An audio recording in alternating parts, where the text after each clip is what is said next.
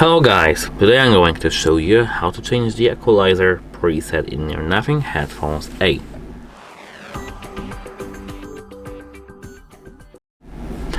So as you can see, we've got our application. This application is called Nothing X, and here in this application we need to scroll down till we see here Equalizer.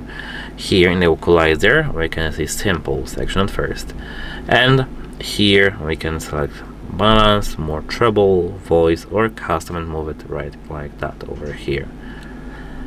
Apart from that, we've got advanced, and here we can switch between our advanced equalizer presets by tapping this arrow and selecting our equalizer.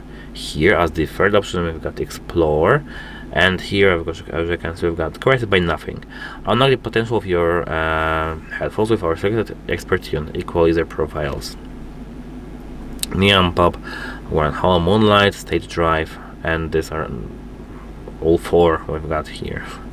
Here as you can see we can go to playground and we can see all high pitched, balance, equalizer, etc. These are the people's created equalizers. You can tap it to download it. Goodbye and have a nice day.